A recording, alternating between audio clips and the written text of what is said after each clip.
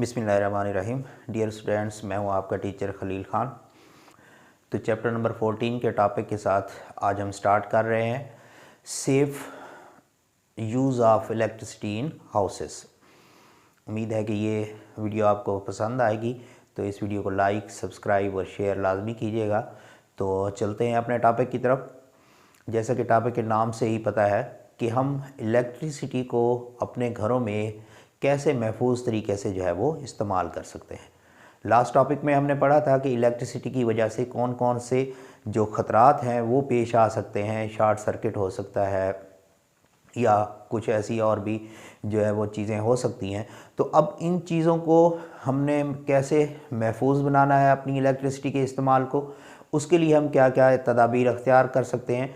तो सबसे पहला जो अहम काम है वो हम क्या करते हैं, फ्यूज़ इस्तेमाल करते हैं। जब भी हम कोई अपना सर्किट घर में इस्तेमाल करते हैं तो उसके दरमियान जो है वो एक फ्यूज़ का इस्तेमाल करते हैं, जो कि हमारे इस्तेमालात को, इलेक्ट्रिसिटी को महफूज बनाता है। अब कैसे इस्तेमाल करते हैं इसको?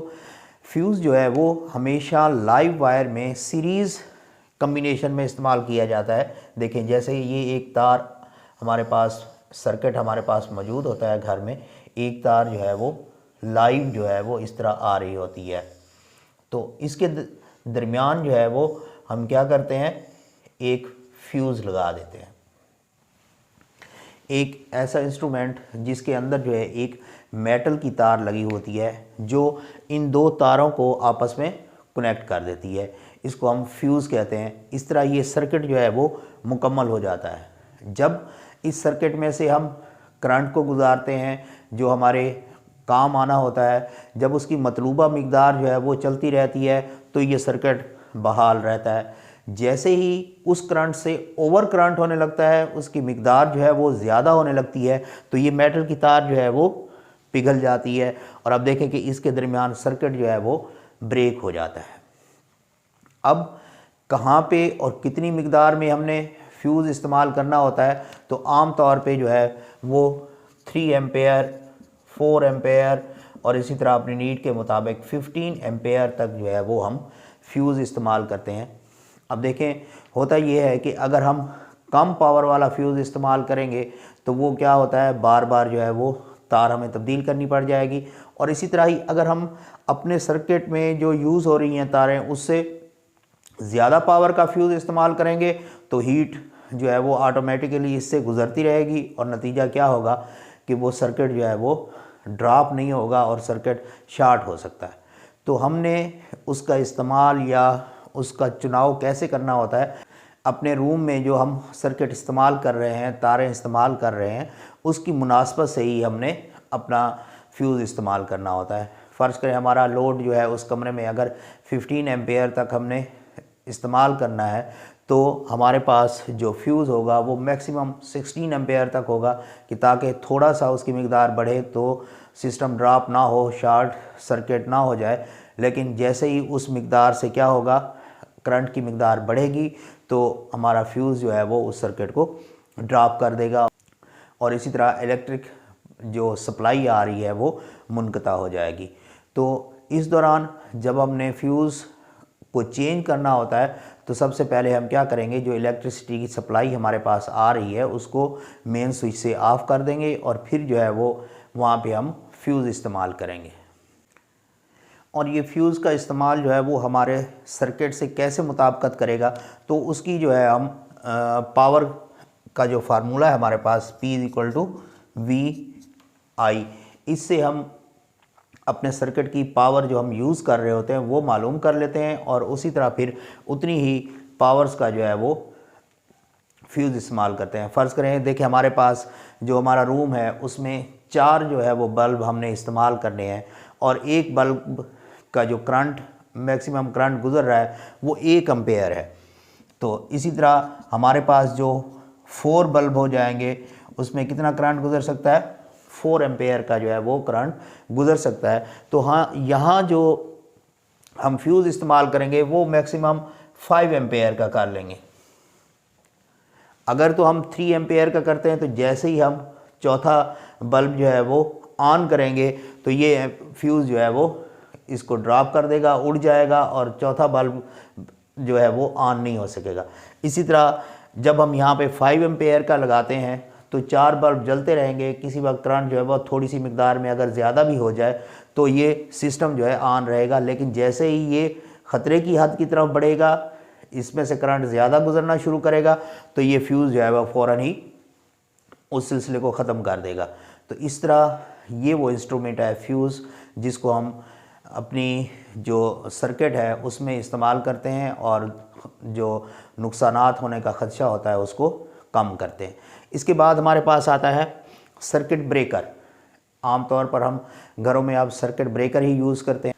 तो सर्किट ब्रेकर को देखते हैं कि सर्किट ब्रेकर जो है वो किस तरह काम करता है। सर्किट ब्रेकर जो है वो इलेक्ट्रोमैग्नेटिज़्म के रूल पे काम करता है। इलेक्ट्रोमैग्नेटिज़्म का रूल ये है कि जब हम किसी कंडक्टर में से करंट गुजारते हैं, सॉफ्ट जो आयरन होता है उसमें से करंट गुजारते हैं, तो वो मैग्नेट बन जाता है, यानी उसमें मैग्नेटिज़्म की जो प्रॉपर्टी है वो ऑटोमेटिक आ जाती है। अब उसमें क्या होता है कि देखें, ये हमारे पास एक सर्किट ब्रेकर है। जैसे ही सॉफ्ट आयरन से, लाइव वायर से हम इसके ऊपर क्या करते हैं, करंट गुजारते हैं, तो इसमें क्या प्रॉपर्टी आ जाती है, मैग्नेटिज़्म की प्रॉपर्टी आ जाती है। इसी तरह देखें कि ये भी सीरीज़ में लाइव वायर के साथ ही कनेक्टेड है। जिस तरह फ्यूज़ कनेक्टेड था, इसी तरह लाइव वायर के साथ ये हमारा आयरन जो है वो भी इसी के साथ कनेक्टेड है। इस तरह ये एक लोहे की पतरी जो है वो इसके साथ टच होती है। आम रूटीन में ये सर्किट ब्रेकर भी फ्यूज़ की तरह ही काम करता है। हमें ये पता होता है कि यहाँ से हमने इतना करंट जो है वो लेना है जो सेफ़ है, और इससे ज़्यादा अगर करंट होगा तो फिर क्या होगा, वो ख़तरे से दो चार हो सकता है। तो हम इसमें ब्रेकर भी उसी पावर के हिसाब से इस्तेमाल करते हैं। मैग्नेट जो इसमें यूज़ होता है वो पावर के हिसाब से होता है। फिर इसमें से जो करंट महफूज तरीके से गुज़र रहा होता है, तो उस वक्त देखें ये सर्किट जो है वो हमारे पास कंप्लीट होता है। ये इस यहाँ से आगे यहाँ तक ये सर्किट जो है हमारे पास कंप्लीट हो गया।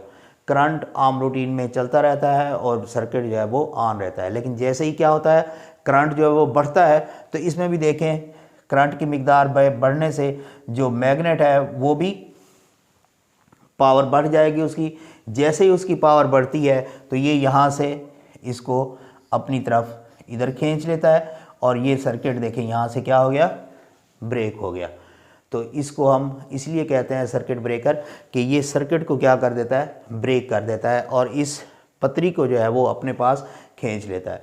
जैसे ही करंट उसमें से कम हो जाता है, करंट की मिकदार कम हो जाती है, तो ऑटोमेटिक इसकी पावर भी कम हो जाती है, और इसको हम ऊपर करके फिर दोबारा इस पतरी को जो है उसके साथ जोड़ देते हैं। तो इस तरह ये सर्किट ब्रेकर जो है वो काम करता है, और सर्किट को हादसाती तौर पर जब कोई ख़तरा पेश आने लगता है तो उस वक्त ब्रेक कर देता है, और हमें जो नुकसान का ख़दशा होता है वो दूर हो जाता है। इसी तरह तीसरा जो हमारे पास तरीका है वो है अर्थ वायर। आप लोगों ने देखा होगा कि अप्लाइंसेस में आम तौर पर 3 स्विच और 3 जो है वो उसके खाने होते हैं। एक लाइव वायर का होता है, एक न्यूट्रल का, और एक नीचे जो वाइट होता है जो हमने पढ़ा था वो क्या होता है, अर्थ वायर। और अर्थ वायर जो है वो ग्राउंड होती है, यानी कि वो ज़मीन के साथ जो है वो ग्राउंडेड होती है। तो बाज़ औक़ात ये होता है कि जो हम अप्लाइंसेस यूज़ कर रहे होते हैं, जैसे आयरन है, जब हम इस्त्री कर रहे होते हैं तो बाज़ औक़ात ये होता है कि करंट फ्यूज़ में से नहीं गुज़रता, बल्कि शॉर्ट सर्किट की वजह से क्या होता है, जो हम आयरन यूज़ कर रहे होते हैं उसके अंदर आ जाता है। किसी वक्त तार जो है वो इंसुलेशन अगर उतर जाए तो वो उसके खौल के साथ टच कर जाता है, और आयरन का खौल उसके ऊपर क्या होता है, मेटल होती है, तो मेटल की वजह से उसमें क्या आ जाता है, करंट आ जाता है। और ये अर्थ वायर अगर इसके साथ मुंसलिक होती है तो वो करंट जो है वो ज़मीन में चला जाता है, और हम शॉक लगने से जो है वो महफूज रह जाते हैं।